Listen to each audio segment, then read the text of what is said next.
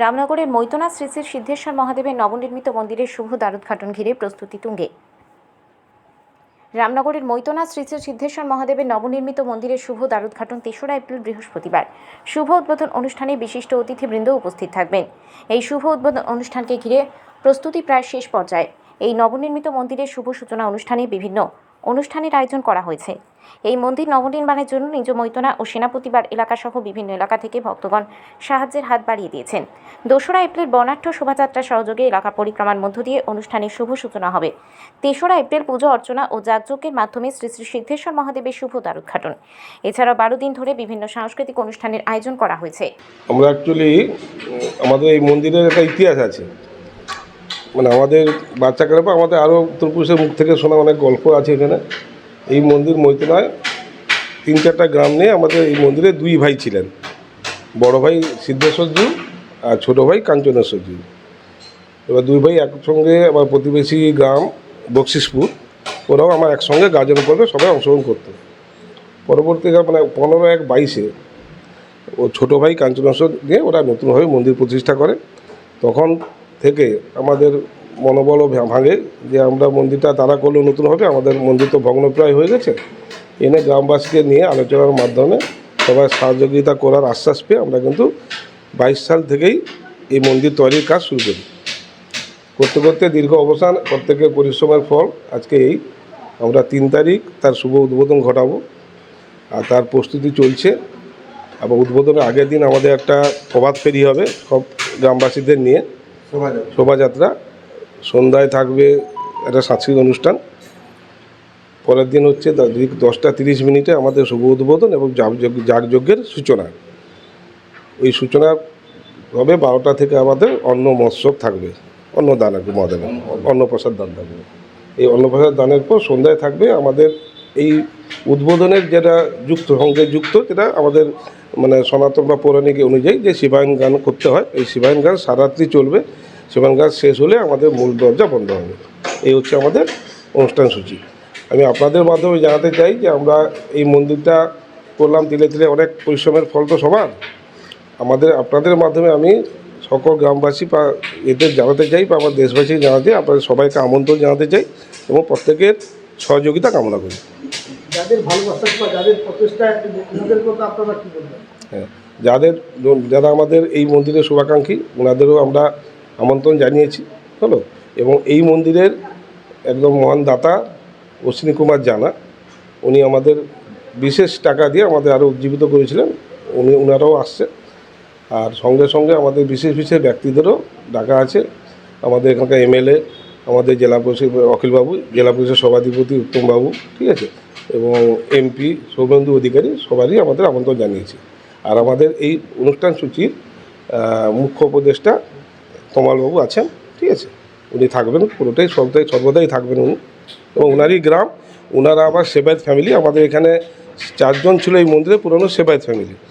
এক হচ্ছে তারিণী বক্সি, শিবৎস পট্টনায়ক, পিয়ারি মান্না, পিয়ারি মাইতি। এর আগের মন্দির যেটা আমরা নতুন করলাম ভেঙে, ওটা কিন্তু পিয়ারি মাইতিদের পুরো দান ছিল, ওই মন্দিরে তৈরি করে দিয়েছেন। তার আগে মাটির ঘরে আরও কী ছিল, অনেকেই ছিল, কিন্তু এর আগের মন্দিরটা ওই আমাদের সেবায়ত ফ্যামিলির পিয়ারি মোহন মাইতি ওনারাই দান করেছিলেন পুরো মন্দিরটা। কি নির্মাণ হয়েছে আপনাদের মন্দির বা কি এবার বলি, আমরা অ্যাকচুয়ালি এখানে কোনো মানে রড ব্যবহার করিনি, ঠিক আছে। বেসটা শুধু রডের ছাড়া, বাকি উপরটা হয়েছে টোটালটা ইটের, ঠিক আছে। রড ভিন পুরো কাজ হচ্ছে ইটের, এবং উড়িষ্যার মিস্ত্রি নিয়ে আমরা এই কনস্ট্রাকশনটা করেছিলাম।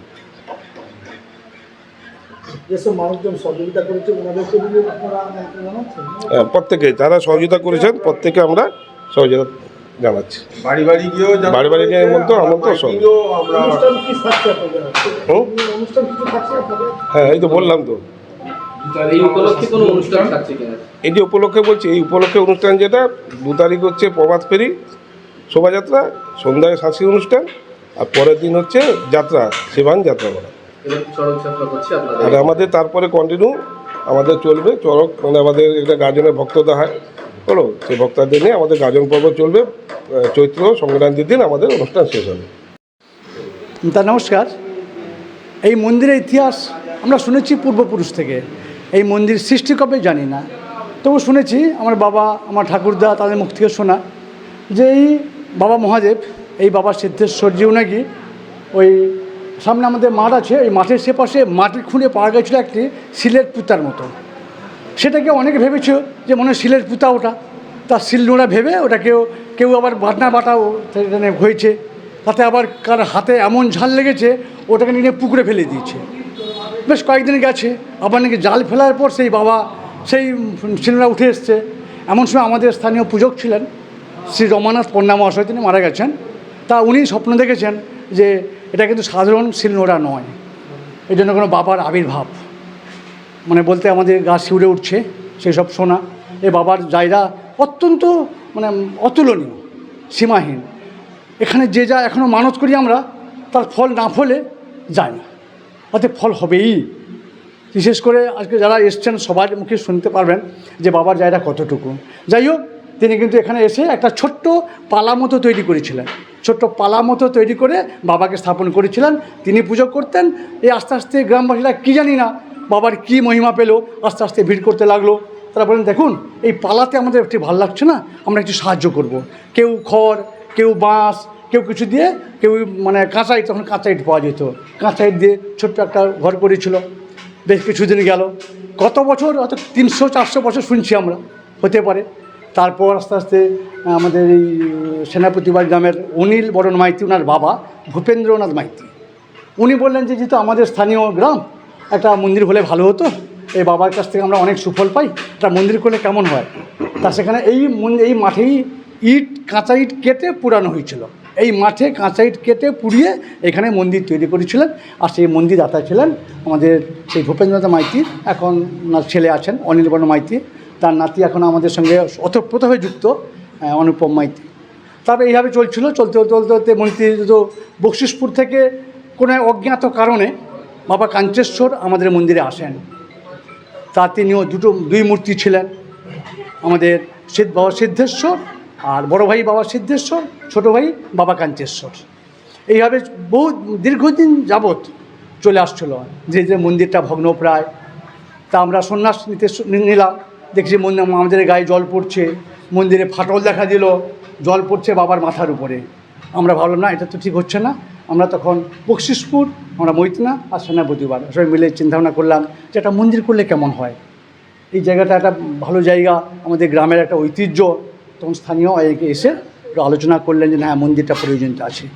তা আমরা সেখানে মন্দির চিন্তাভাবনা করলাম, কিন্তু কোনো এক বিশেষ কী কারণ জানি না, তা বকশিসপুর বললেন যে আমরা কিন্তু এখানে থাকবো না, আমরা আলাদা মন্দির করতে চাই। তাতে মৈতনাবাসী বা সেনাপতিবাড়ি গ্রামবাসী কেউ কোনো বাধার সৃষ্টি করেনি। ওনারা ওনাদের মন্দির তৈরি করেছেন। সেখানে বাবা কাঞ্চেশ্বরকে 15/1/2022 ওনারা নিয়ে গেছেন। আমরা সাদরে ওনাদের মানে যাওয়ার জন্য ব্যবস্থাও করিয়ে দিয়েছি। প্রত্যেকটি মানুষ সহযোগিতা, হ্যাঁ, এবং সেই গ্রামবাসীর প্রত্যেকের তিল সঞ্চয়ের এই আজকে বলতে মহিরুহ বলতে পারেন, যা বলুন, আজকে বিশাল ব্যাপার, আমাদের গর্ব হয়। এবং তাই নয়, আমরা যেমন আমাদের কষ্ট করছি, পরিশ্রম করছি, তেমনি আমাদের আনন্দে আপ্লুত যে সকলের সাহায্যার্থে, সকলের প্রচেষ্টায় আজকে আমরা ছোট্ট একটা করতে পেরেছি। আমার নাম ধনঞ্জয় সাউ।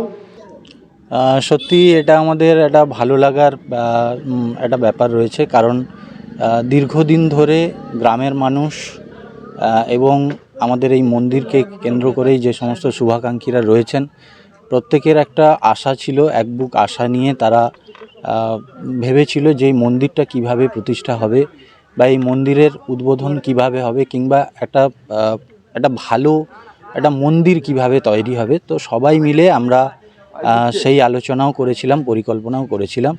তো আজকে দীর্ঘ প্রতীক্ষার পরে আমাদের এই মহাদেব মৈতনার মহাদেব মন্দির প্রতিষ্ঠা হচ্ছে।